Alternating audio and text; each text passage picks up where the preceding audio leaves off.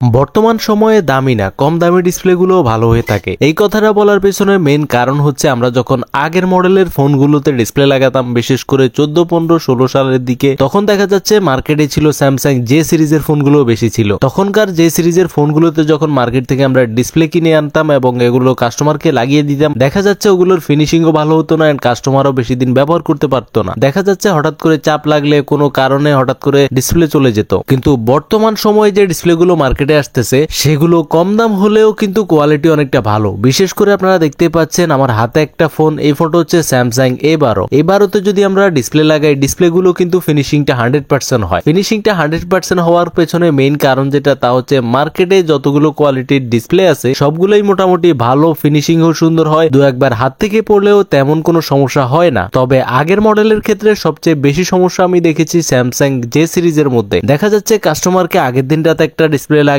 দিতাম, দু একদিন না যেতেই ডিসপ্লেটা আবারও নষ্ট হয়ে যেত বা ভেঙে যেত। আর দামের ব্যাপারে বলতে গেলে তখনকার ডিসপ্লেগুলো ফোন হিসেবে ডিসপ্লের দাম অনেকটা বেশি ছিল। আর আরেকটা কথা হচ্ছে কি, তখনকার ফোনগুলোতে বেশিরভাগ সুপার অ্যামোলেড ডিসপ্লে ব্যবহার করা হতো। বিশেষ করে স্যামসাং J2, J5, J7 এই ধরনের ফোনগুলো কিন্তু সুপার অ্যামোলেড ডিসপ্লে ছিল এই ধরনের ফোনগুলোতে। কিন্তু বর্তমানে আইপিএস ডিসপ্লে হওয়ায় সবগুলো ফোনেই কিন্তু আসলে ফিনিশিংটা খুব ভালো হয় এন্ড কাস্টমারও মোটামুটি দেখা যাচ্ছে কি কম দামের মধ্যে মোটামুটি ভালো ডিসপ্লে এখন পাচ্ছে। এই ফোনটা এক ভাই নিয়ে এসেছে ডিসপ্লে চেঞ্জ করার জন্য। এই ফোনটার মাঝখানে ডিসপ্লে লাইন চলে এসেছে হাত থেকে পড়ে। সো এখন আমরা যে কাজটা করবো তা হচ্ছে এই ফোনটাতে একটা নতুন ডিসপ্লে লাগিয়ে দেবো। সেজন্য আমরা প্রথমত আস্তে আস্তে করে ফোনটা খুলে ফেলবো এবং খুলে যে কাজটা করবো, মিডল ফ্রেম থেকে পুরনো যে ডিসপ্লেটা আছে এটাকে আলাদা করব। আলাদা করে ফ্রেমটাকে ভালোভাবে ক্লিন করব এন্ড ক্লিন করে এখানে আমরা একটা নতুন ডিসপ্লে লাগিয়ে দেব। আপনারা দেখতে পাচ্ছেন আমি ফ্রেমটাকে খুব সুন্দরভাবে ক্লিন করে দিয়েছি এন্ড ক্লিন করে দিয়ে এখন আমরা চারপাশে নতুন করে আঠা দিয়ে তারপর আমরা এখানে একটা নতুন ডিসপ্লে লাগিয়ে দেব।